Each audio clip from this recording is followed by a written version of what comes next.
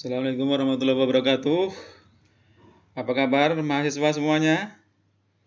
Semoga Anda semua yang ada di sana sehat-sehat selalu ya. Sesuai dengan kontrak pembelajaran hari ini, kita akan belajar bersama-sama dengan topik terapi titrasi.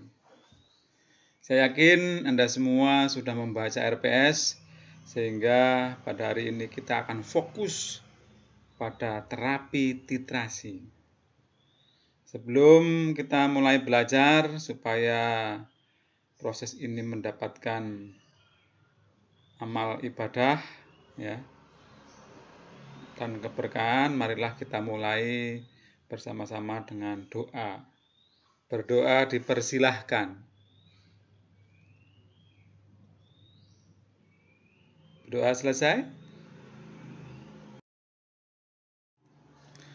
Para mahasiswa yang berbahagia, kurang lebih 60 menit ke depan, Anda semua yang hadir di forum kuliah online ini harus mampu. Yang pertama adalah menjelaskan pengertian terapi titrasi. Yang kedua, menjelaskan tujuan terapi titrasi. Yang ketiga, menjelaskan jenis obat yang sering diberikan dengan menggunakan terapi titrasi. Dan yang terakhir, Anda harus mampu menjelaskan rumus pemberian obat yang diberikan dengan cara titrasi, serta nanti harus berlatih bagaimana menghitung rumus-rumus dari obat-obat yang diberikan dengan titrasi. Apa itu terapi titrasi? Ada yang sudah membaca atau mencari tentang konsep ini? Ada yang tahu? Ya, bagus sekali Anda. Terapi titrasi adalah terapi yang diberikan dengan cara mencampur. Mencampur apa? Mencampur obat dengan pelarutnya. Kenapa itu dicampur? Tentunya ada tujuannya. Nah, tujuan dari pemberian terapi titrasi ini adalah yang pertama untuk memudahkan pemberian obat ya dalam dosis kecil. Ya, yaitu dosisnya satuannya adalah mikrogram. Mungkin yang selama ini Anda ketahui kalau memberikan injeksi ya, dosis obat itu dosisnya kan miligram atau bahkan ada yang gram. Padahal ini mikrogram ya. Jadi 1 miligram itu secara konsep sama dengan 1000 mikrogram. Jadi lebih kecil sekali kalau 1 mikrogram ya seperseribunya dari miligram ya. Kemudian juga tujuan yang kedua adalah untuk menghitung kadar atau dosis dari suatu obat atau zat dalam suatu larutan yang sudah sebagai pengencernya ya, larutan pengencer ya. Nah, ini dua tujuan ini di dalam pemberian terapi titrasi. Nah, terapi titrasi itu bisa diberikan menggunakan beberapa cara. Yang pertama bisa menggunakan syring pump. Ini alat yang bisa memberikan obat tersebut terus-menerus dengan dosis kecil. Ya, ini nanti kita akan skill lab-kan. Nah, skill lab nanti adalah Anda harus mampu memberikan obat ini menggunakan syring pump. Yang kedua, bisa menggunakan infusion pump. Ya, jadi bisa juga yang menggunakan pompa dengan infus ya. Itu ada pompa infusnya. Nah, ini bisa juga. Atau yang paling sederhana yaitu menggunakan tetesan infus. Ya. Nah, dengan kalau tetesan infus, saya yakin Anda semua sudah belajar pada topik-topik sebelumnya bagaimana mengatur tetesan infus. Ya, untuk diberikan ya, obat itu dicampur dalam flabot infus, masukkan dan diatur tetesannya. Ya. Nah, ini sudah Anda dapatkan pada materi sebelumnya. Nah, ini contoh bagaimana seorang pasien mendapatkan beberapa terapi ya yang digunakan adalah syring pump. Ini kalau kita hitung ini ada beberapa syring pump alatnya ini. 1, ada 2, ada 3, ada 4. Jadi 4 line, 4 jalur ya.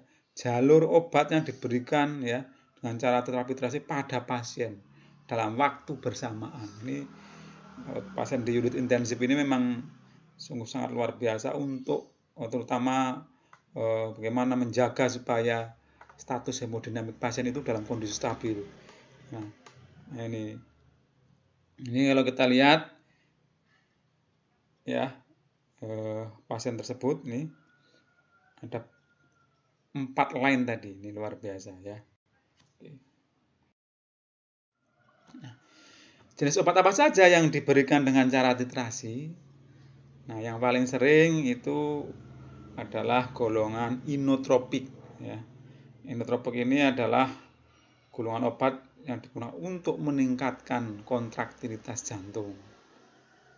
Ya, gimana kemampuan untuk berkontraksi otot jantungnya. Ya. Yang pertama ada dopamin, ya, ada dobutamin, ada noradrenalin atau yang nama lainnya bisa disebut norepinefrin. Ini jenis obatnya contoh ya, ada Vascon, ada Levoped. Ya. Kemudian ada juga adrenalin atau epinefrin. Ada juga nitrat injeksi. Nah, contohnya ada Sedocard. Yang paling sering ya, ada Isocat juga ya. Itu golongan inotropik.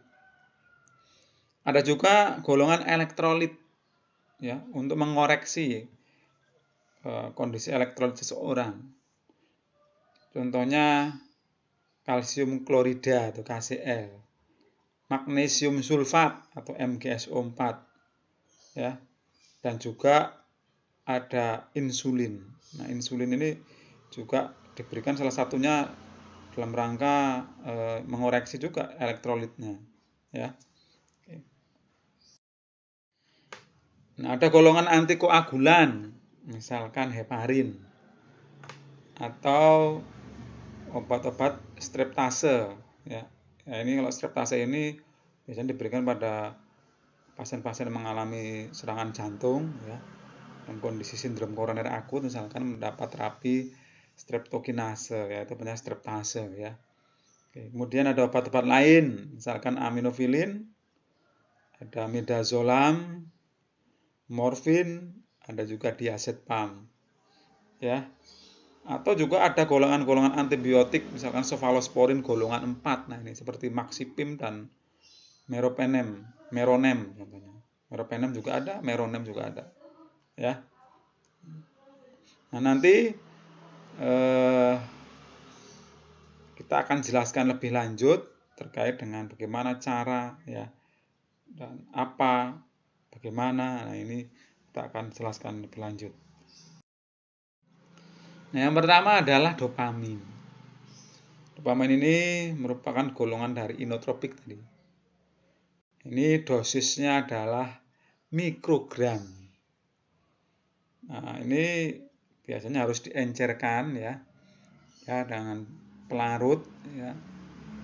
Kita bisa NaCl 0,9% atau bisa menggunakan water injection ya. Ini di dalam pemberian dopamin ini harus dimonitor tekanan darahnya ya. Harus dipantau terus tekanan darahnya. Nah, kalau ini diberikan dalam dosis kecil ya, mikrogramnya lebih kecil ya. Ini biasanya untuk mengatasi permasalahan gangguan yang ada di renal pasien itu, yaitu yang terkenal dengan dosis renal. Yang berikutnya adalah dobutamin. Dobutamin ini juga termasuk obat-obat inotropik turunan atau sintetis dari dopamin. Dosisnya adalah mikrogram, ya. Ini juga harus diencerkan. Nah, ketika diberikan juga harus dimonitor tekanan darah dan heart rate-nya. Ini dosis kecilnya juga sama, karena dia turunan dari dopamin tadi. Ya, ini dosisnya kecil untuk dosis renal. ya.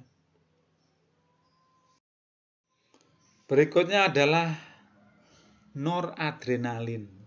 Nah, merek dagangannya Fastcon itu ada ya. Yang paling sering ini Fastcon ya. Noradrenalin atau norepinefrin.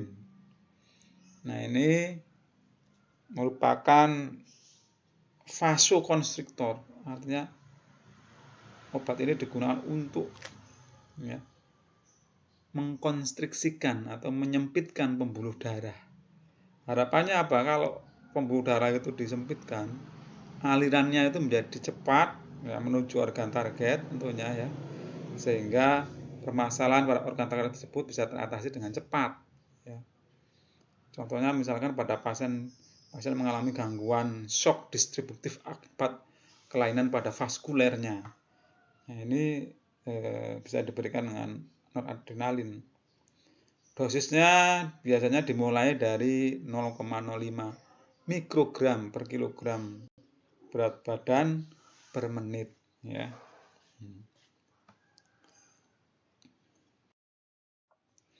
Berikutnya adalah adrenalin. Ya, kalau tadi noradrenalin, ini adrenalin atau epinefrinnya. Ini dipakai biasanya untuk terapi pada pasien yang mengalami gangguan jantung, mengalami kondisi aritmia akibat gangguan konduksi atau hantarannya, yaitu AV block, atrioventricular block. Nah, ini biasanya sering dipakai untuk adrenalin.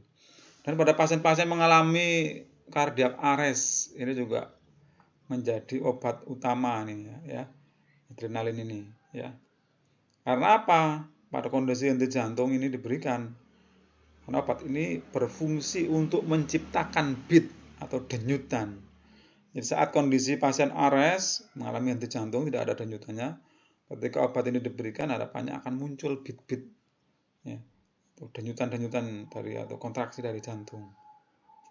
Nah, kadang juga ini dipakai pada kondisi shock distributif, sama seperti tadi epinefrin atau noradrenalin. Nah, kemasannya atau sediaannya ini biasanya 1 cc sama dengan 1 mg. Ya, ini 1 mg ini 1 cc. Ini dalam ampul ya.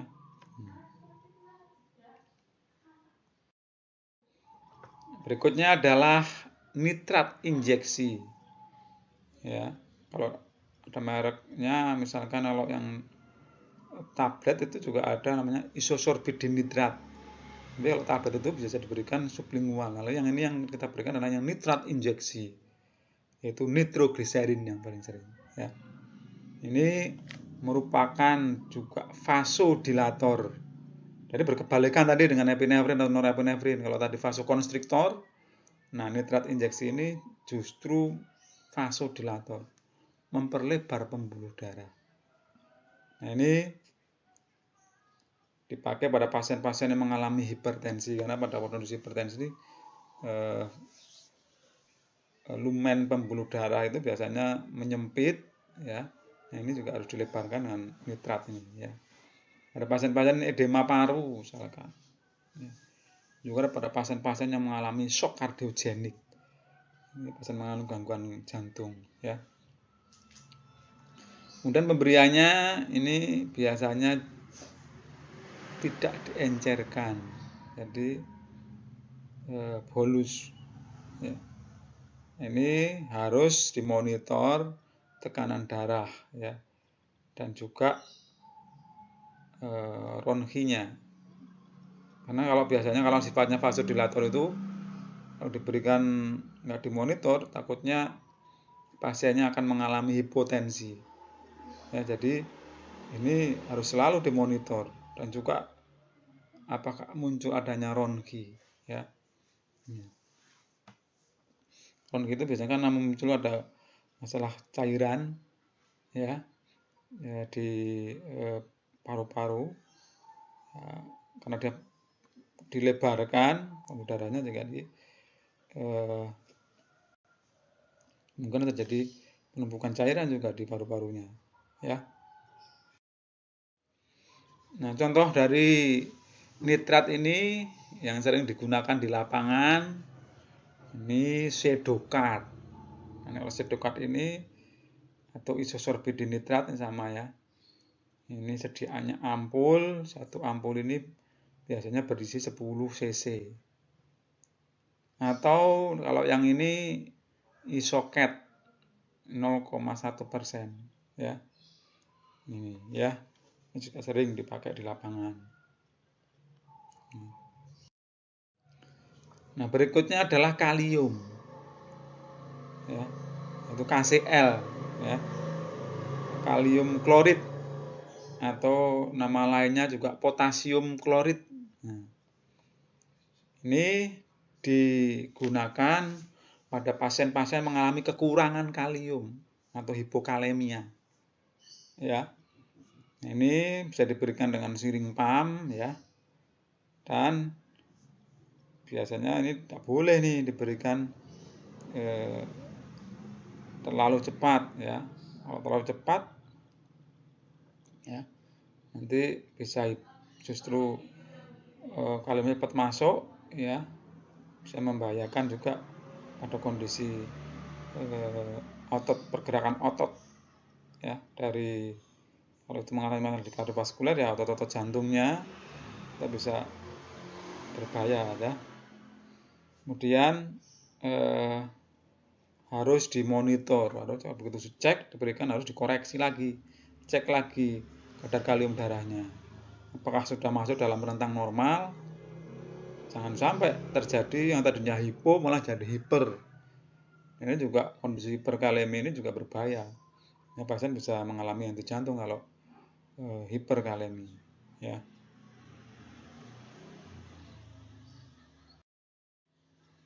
Berikutnya adalah magnesium sulfat atau MgSO4. Nah, ini tentunya juga untuk koreksi pada pasien yang mengalami kekurangan magnesium. Nah, pada kondisi hipomagnesia ya. Ya, ini juga digunakan pada pasien-pasien yang mengalami aritmia mayor yaitu SVT, supraventricular tachycardia, di mana pasien denyut jantung pasiennya ini sangat cepat, lebih dari 150 kali per menit. Nah, makanya ini harapannya pada kondisi ini bisa diberikan magnesium sulfat. Dan juga pada kondisi misalkan wanita hamil yang mengalami preeklamsi, ya ini kemungkinan pasien itu mengalami hipomagnesemia, maka harus diberikan magnesium dari luar ya, dengan MgSO4 ini.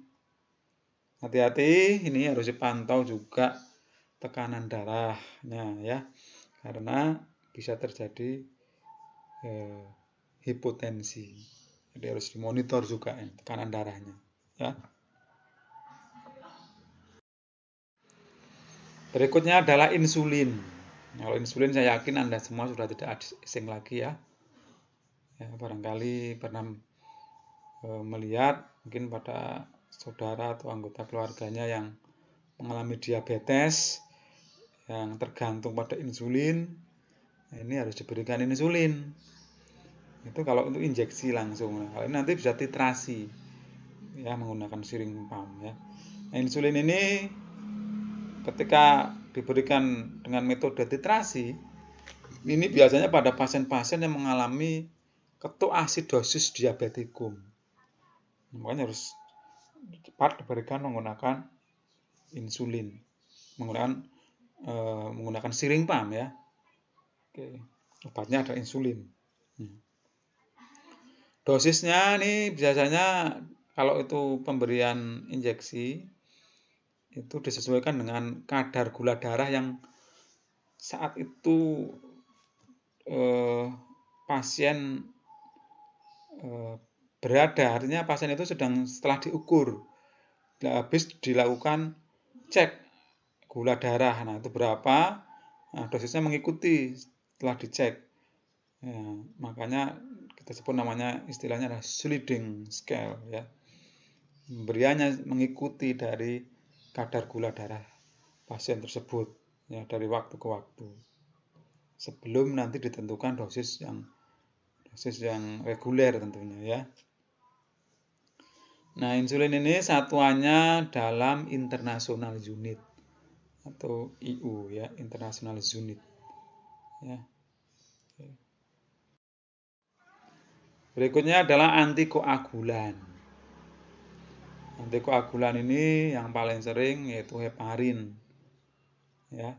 Nah, ini diberikan pada pasien-pasien yang misalkan mengalami akut miokard infark atau infark miokard yang terjadi pada jantung, ya, atau pada pasien yang mengalami nyeri akibat ada masalah sumbatan, nah, ya, di arteri koronernya yang sifatnya masih unstable angina atau angina ini, ya, angina pectoris yang tidak stabil, ya. Jadi gejalanya nyeri dada yang hebat,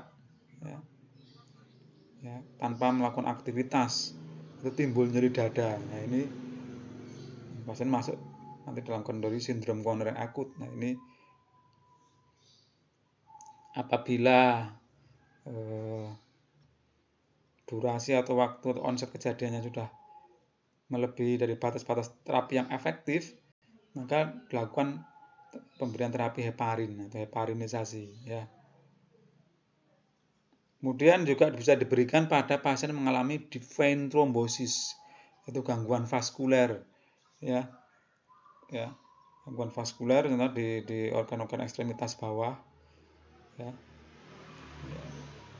Ini juga bisa diberikan heparinisasi untuk mengencerkan, ya,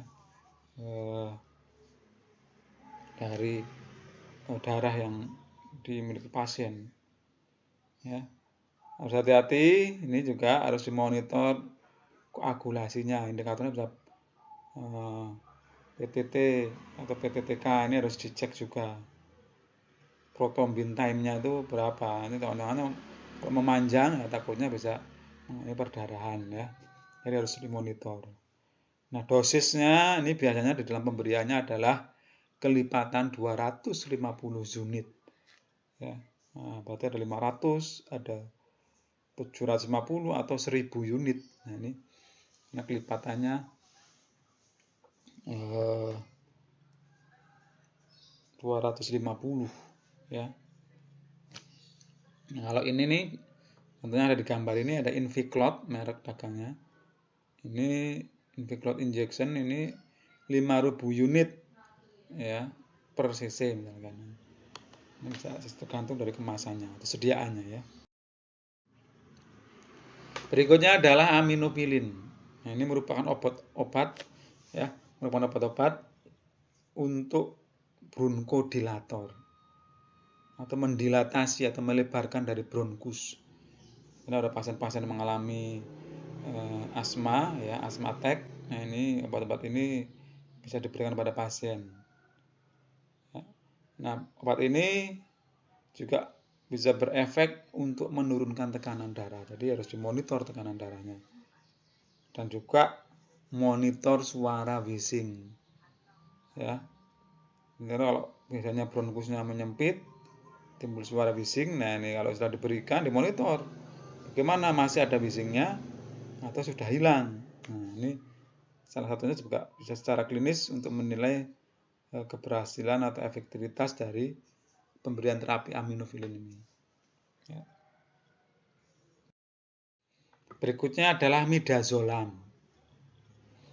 Nah, midazolam ini merupakan obat-obat penenang, ya. Nah, ini hati-hati dalam pemberian midazolam ini karena bisa berefek pada depresi pusat pernapasan, ya. Jadi nanti bisa henti nafas kalau dia terdepresi, makanya harus selalu dimonitor bagaimana respiratory rate-nya pasien selama pemberian obat ini, ya. Atau bisa juga dipakai pada pasien-pasien yang mengalami gelisah untuk merilekskan. Ini harus juga dipantau pernapasannya, dan juga tekanan darahnya harus dipantau juga ya.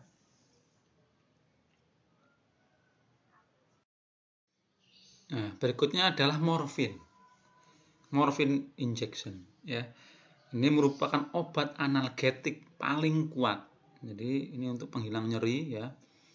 Nyeri yang hebat itu biasanya nyeri pada pasien yang mengalami serangan jantung. Nah, ini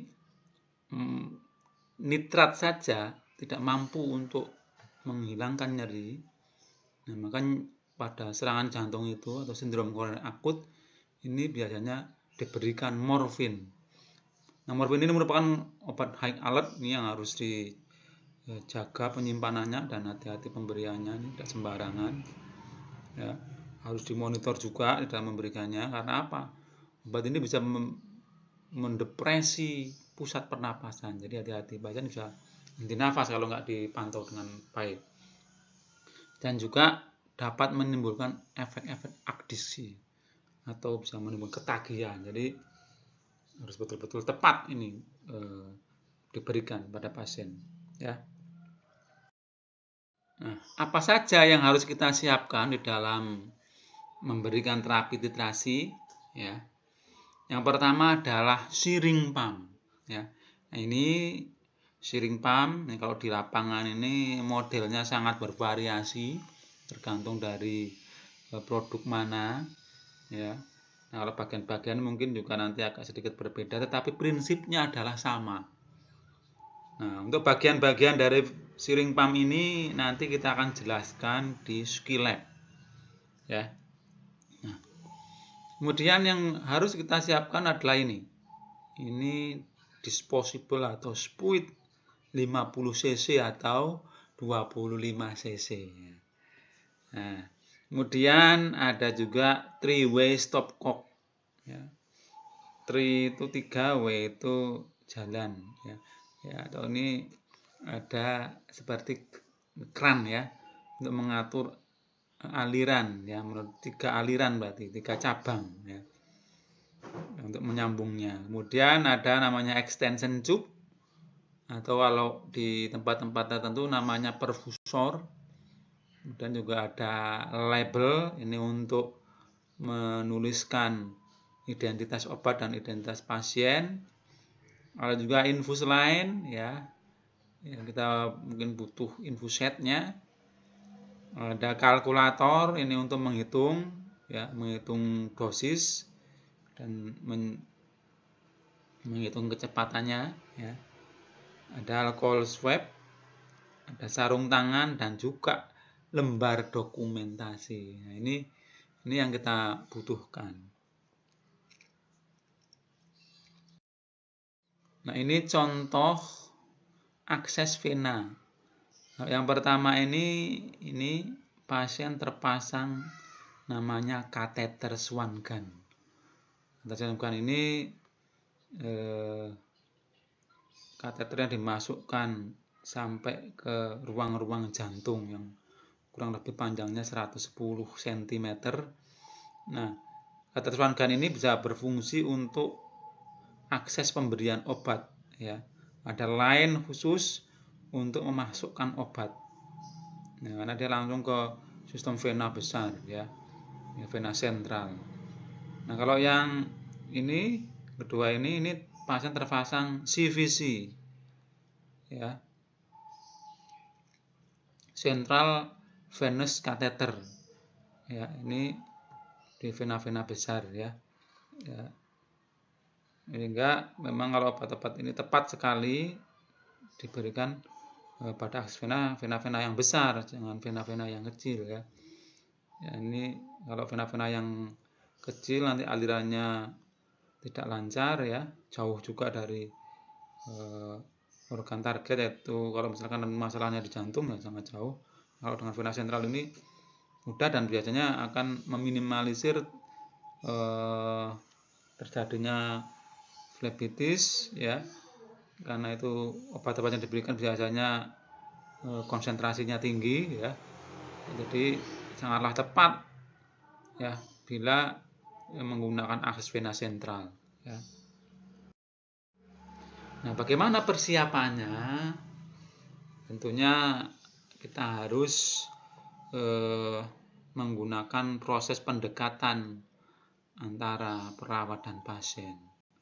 Dari mulai fase pra-interaksi, orientasi, ya, fase kerja, dan terminasi. Nah, ini yang harus selalu digunakan di dalam setiap prosedur ketika kita berhubungan dengan pasien.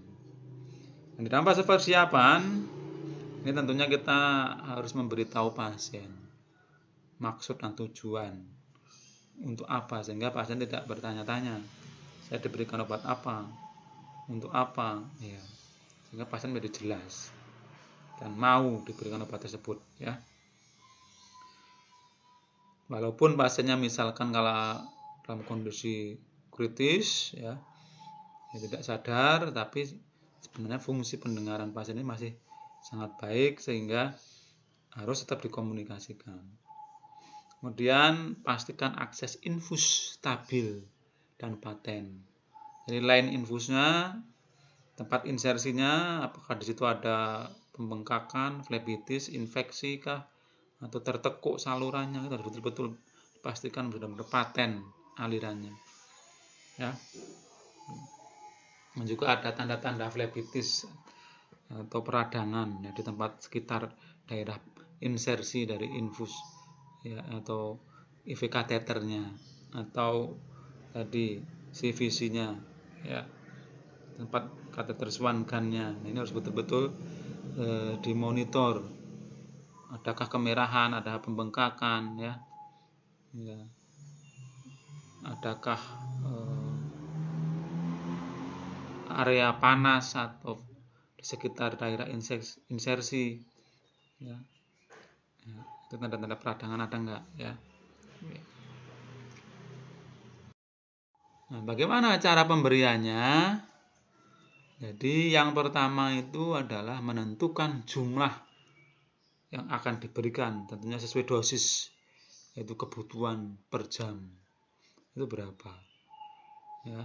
Kemudian buat pengenceran dan tentukan konsentrasi obat tersebut. Nah, konsentrasinya adalah per cc larutan, ya, ini harus diencerkan dulu, ya, dilarutkan dulu. Kemudian atur kecepatan pemberian, ya, apakah menggunakan syringe pump atau infusion pump, atau tadi menggunakan tetesan infus. Ini kebutuhan per konsentrasi atau cc per jam, ya.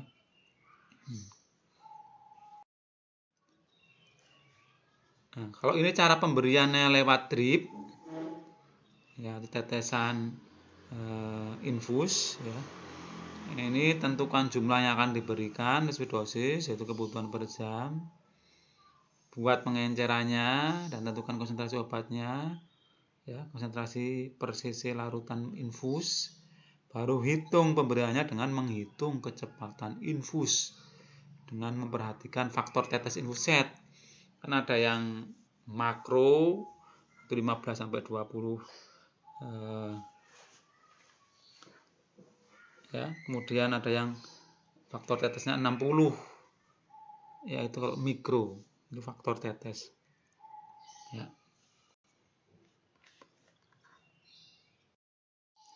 Harus setelah kita berikan harus tetap dimonitor, dievaluasi, ya. Jangan lupa membuat, ya, label, ya. Kemudian monitor kelancarannya, adakah alarm indikator ketidaklancaran itu menyala atau tidak, ya. Makanya alarmnya jangan di silent, ya. Biarkan alarm itu tetap berbunyi karena itu merupakan indikator adanya permasalahan, ya, atau trouble, ya. Kemudian monitor respon pasien terhadap obat. Nah, tadi ada beberapa yang menurunkan tekanan darah, mendepresi pusat pernafasan, juga harus dipantau adakah tanda-tanda itu, ya, tentang tekanan darahnya. Kalau dia diberikan obat-obat antikoagulan maka harus diperiksa koagulasinya. Kalau dia diberikan elektrolit harus dicek ya elektrolitnya. Nah, ini dalam rangka memonitor ya respon dari pasien terhadap obat yang diberikan. Kemudian lakukan tindak lanjutnya yaitu kolaborasi. Misalnya ada permasalahan baru yang ditemukan misalkan selama pemberian obat itu, ya, misalkan tiba-tiba tensinya turun ya, atau pasien alergi, nah ini harus dikolaborasikan pada tim yang merawat pasien tersebut ya. Apakah itu nanti bisa diganti obatnya, di stop, ditingkatkan dosisnya atau bahkan diturunkan, nah ini tergantung ya dari kondisi pasien. Nah ini dalam label itu harus tercantum ya, ada nama pasien, berat badan pasien ya, karena ada obat memang harus dihitung per kilogram berat badan ya, harus juga yang tidak memang, tapi tetap biasanya kita tuliskan berat badannya, nama obatnya apa, sediaannya dalam 50 cc ya, cairan apa kan ya, kemudian konsentrasi larutannya berapa, nama perawat yang menyiapkan, yang memberikan, dan ada tabel bantuan dosis atau kecepatan. Ini membantu di dalam menghitung. Nah, ini contoh tabel dosis kecepatan. Kalau misalkan dosisnya 5 mikrogram, berarti kecepatannya 4,5. Ini setelah melalui proses perhitungan tentunya ya. Untuk memudahkan obatnya dinaikkan misalkan, ya silakan naikkan 7,5 mikro, nah, tinggal ngatur aja kecepatannya 6,7. Ini mudah, tidak langsung menghitung lagi. Sekali menghitung, nah, nanti membantu di dalam proses pemberian. Ya, ini 10 mikro misalkan, nah 9 cc. 15 mikro ya 13,5 cc per jam. Tinggal mengatur aja. Ya, membantu sekali nih tabel dosis kecepatan. Ini obat-obat yang sering dipakai ya untuk di dalam terapi titrasi. Yang pertama adalah dopamin. Kalau kita lihat dopamin ini kemasannya per vial ya, atau per botol atau per flakon ya. Ini 200 mg per 10 cc. Jadi dalam 10 cc itu ada 200 mg dopamin. Perhitungan dosisnya adalah mikrogram per kilogram berat badan per menit. Ini makanya dopamin ini tergantung dari berat badan juga. Pengencerannya biasanya 50 cc. Jadi kalau dopamin 200 mg diencerkan menjadi 50 cc NaCl misalkan ya, ini dalam 50 cc itu berarti terdapat 4000 mikrogram ya. Kalau dobutamin karena dia sediaannya 250 cc per 10 cc, satuannya sama, ini perhitungan dosisnya mikrogram per kilogram berat badan per menit. Kalau pengencerannya 50 cc, 250 dalam 50 cc, ini berarti 1 cc-nya nanti 5000 mikrogram. Ya. Ini. Kemudian noradrenalin atau Vaskon ini 4 mg dalam 4 cc. Ya. Ini juga tergantung dari berat badan, satunya mikrogram per kilogram berat badan per menit, dijadikan 50 cc. Ya. Kemudian ada nitrat injeksi, ini 10 mg dalam 10 cc. Ya. Nah, ini tidak tergantung dari berat badan pemberian nitrat ini, ya mikrogram per menit. Jadi tidak diencerkan, dia itu murni kita berikan ya. Jadi 1 cc adalah 1000 mikrogram.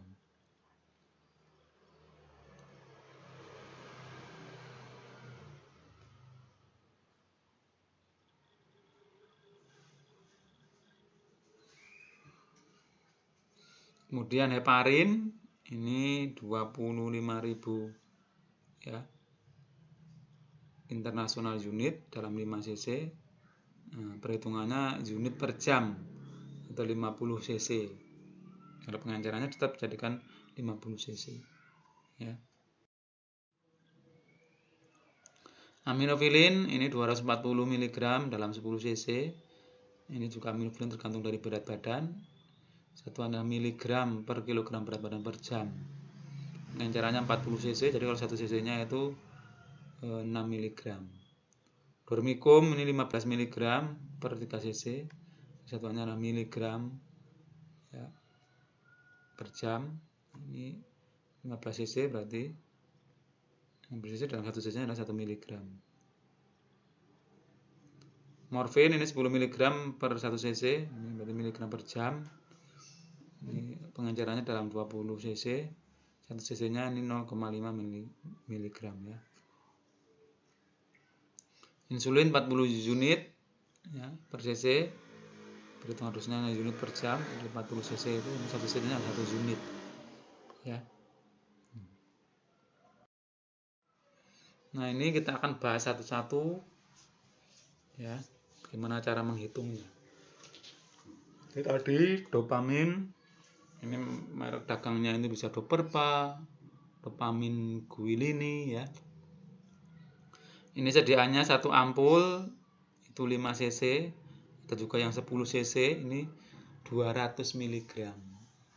Jadi kalian nanti kalau misalkan dijadikan 50 cc berarti harus menambahkan cairan pelarutnya bisa, kalau itu 5 cc berarti tambahkan 45. Kalau itu sediaannya 10 cc ya kita tambahkan 40 ya, dan tetap menjadi 50 cc.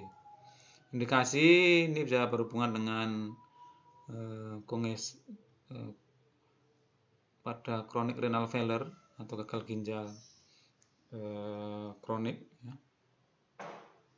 Pada pasien yang mengalami infak miokard atau gagal ginjal ya. Dosisnya kalau dosis ringan berarti 3-5 mikrogram per kilogram berat badan per menit ya. Ini dosis ringan ini dinamakan dengan dosis renal. Jadi ini untuk mengaktifkan reseptor dopamin dan vasodilator atau melebarkan pembuluh darah di ginjal.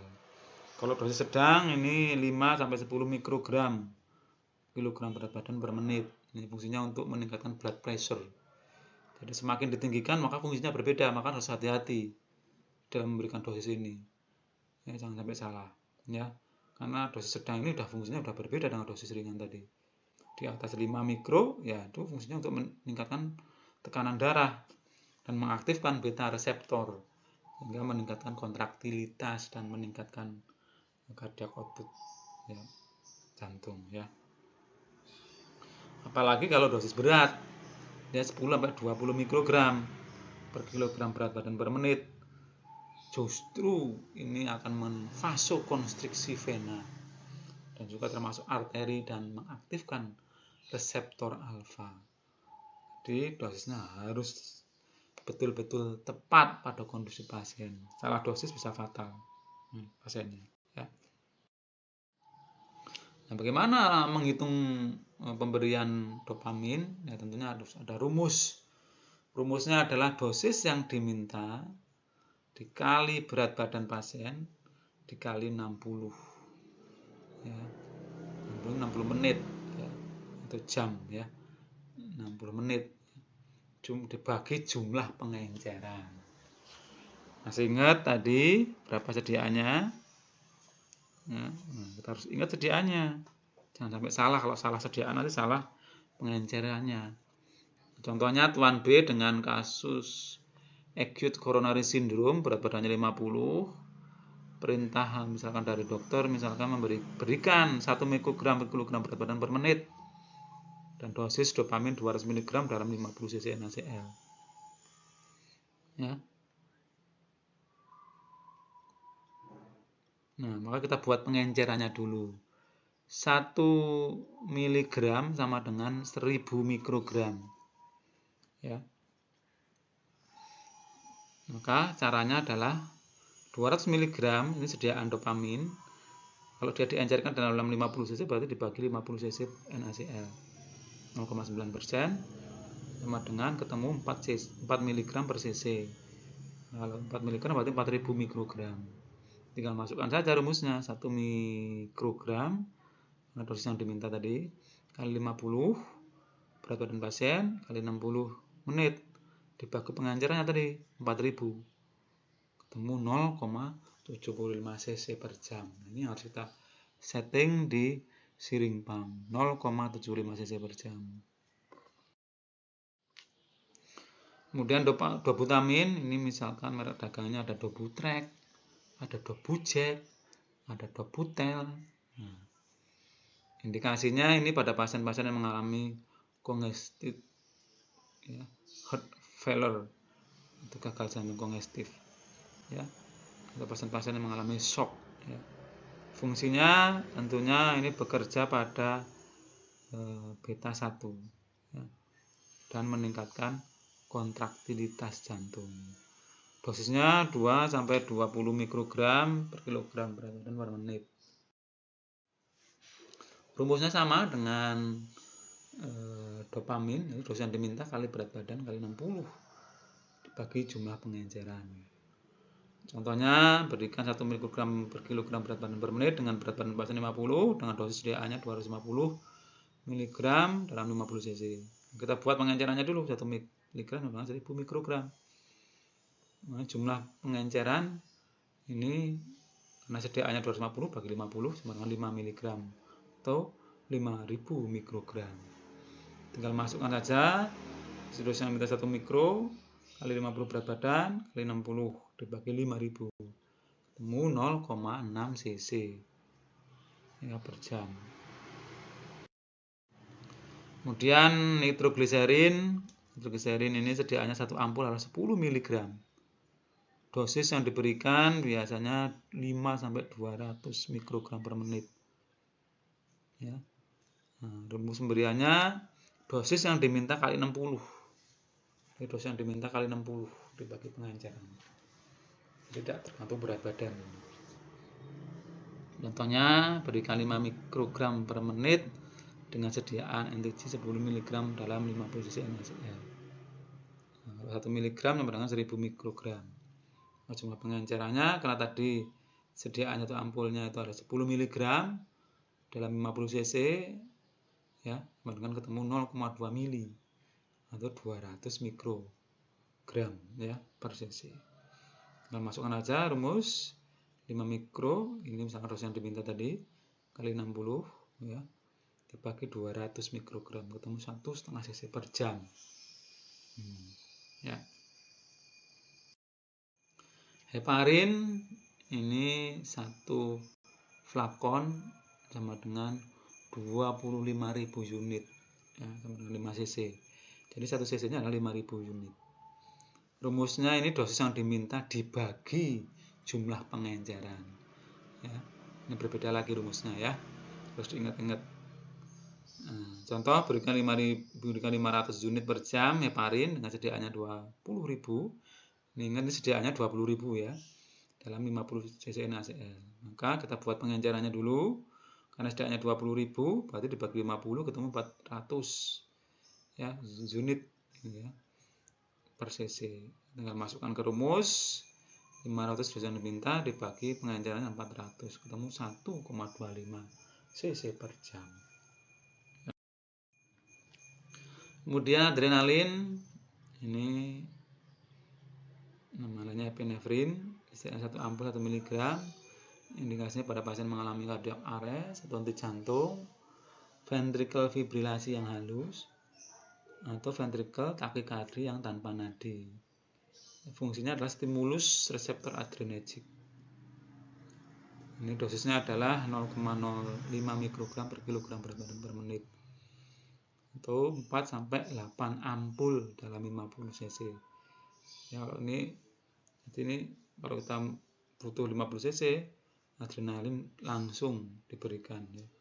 Jadi kurang lebih 4-8 ampul, ya, dalam 50 cc NaCl. Nah, rumusnya ini dosis yang diminta kali berat badan kali 60 dibagi jumlah pengencerannya. Ini contoh berikan 0,1 mikrogram per kilogram berat badan per menit dengan berat badan 50 kg dan sediaan adrenalin 1 mg dalam 50 cc NaCl. Maka jumlah pengencerannya adalah 1 mg dibagi 50 cc. Ketemu, karena satu ampul tadi 1 mg ya, 1 mg dibagi 50 cc. Ketemu 0,02 mg per cc. Itu sama dengan 20 mikrogram. Nah, kita masukkan saja 0,1 mikrogram yang diminta ini kali 50 berat badan kali 60 dibagi 20 mikrogram hasil pengencerannya. Ketemu 15 cc per jam. Ya. Kemudian noradrenalin, ini contohnya levopet, levosol, Pascon. Sediaannya ini 1 cc per 1 mg, indikasinya untuk pada hipotensi berat. Ini harus divasokonstriksikan ya, dan dengan tahanan periferal total yang untuk menurunkan dosis ya. Fungsinya adalah di vasokonstriktor yang kuat ini yang meningkatkan tekanan darah ya, dan juga bisa berfungsi sebagai inotropik, meningkatkan kontraktilitas yang kuat dan stimulator dari reseptor beta. Nah, dosisnya adalah 0,05 mikrogram per kilogram berat badan per menit ya. Nah, rumusnya ini sama dengan epinefrin ya, ini dosis yang diminta kali berat badan kali 60 dibagi jumlah pengenceran. Contoh, misalkan di sini ada pasien diberikan 0,01 mikrogram per kilogram berat badan per menit dengan sediaan Pascon adalah 4 mili atau 4 mg dalam 50 cc. Maka kita buat ini berat badannya 40, maka kita buat pengencerannya dulu. Karena dia mintanya adalah 4 mg atau 4 cc tadi ya. Ini dibagi 50 cc ketemu 0,08 mg atau 80 mikrogram. Jadi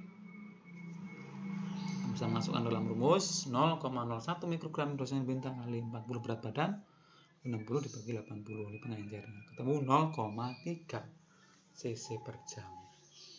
Ya. Oke. Ini ketemu 2,5 cc per jam, jadi 2 kali lipatnya kalau dia itu dikecilkan ya. Nah, ini lasik, ini merupakan obat-obat diuretik ya. Ini contohnya furosemid, farsik. Kalau satu ampul lasik ini sama dengan 20 mg sama dengan 2 cc. Jadi 1 cc-nya adalah 1 mg. Kalau misalkan 12 ampul berarti 240 mg. Dioplos dengan 50 cc NaCl. Nah, rumus pemberiannya adalah dosis yang diminta dibagi jumlah pengenceran. Contohnya misalkan berapa jumlah dosis lasik 30 mg per jam jika sediaannya lasik tersebut 12 ampul atau 240 mg dalam 50 cc NaCl. Maka kita masukkan ke dalam rumus jumlah pengencerannya dulu, kita buat 240 mg ya, tadi 12 ampul ya, dibagi 50 cc ketemu 4,8 cc. 4,8 per cc. Atau kalau dibulatkan menjadi 5 mg per cc. Maka kita masukkan saja dalam rumus 30 mg ini dosis yang diminta bagi 5 cc, jadi 6 cc per jam ya. Nah, ini ada kuis, silahkan nanti dikerjakan dalam kertas, silahkan nanti diupload tugasnya ya. Saya bacakan soalnya. Pasien Tuan B usia 55 tahun ya, berat badan 50 kg ya. Pasien ini mengalami infak miokard akut dan membutuhkan terapi sebagai berikut. Yang pertama, berikan dopamin 5,5 ya, mikrogram per kilogram berat badan per menit. Kemudian dobutamin 8 mikrogram per kilogram berat badan per menit dan diberikan nitrat injeksi 4 mikrogram per menit. Pertanyaannya, silakan hitung masing-masing kecepatan pemberian obat tersebut menggunakan siring pam ya. Sudah jelas pertanyaannya? Ya, kalau sudah jelas silahkan Anda kerjakan Jangan lupa lihat due date-nya ya, kapan harus dikumpulkan dan diuploadnya ya. Itu yang bisa saya sampaikan, kurang lebihnya mohon maaf. Semoga Anda bisa memahami apa yang saya sampaikan ya. Jika belum paham, silahkan baca dan dengarkan kembali ya video tutorial ini ya, sehingga nanti Anda bisa memahami dengan baik. Jika masih kurang paham, silahkan hubungi fasilitator. Terima kasih. Saya akhiri untuk perkuliahan online hari ini. Semoga bermanfaat. Sampai ketemu di topik-topik berikutnya. Assalamualaikum warahmatullahi wabarakatuh.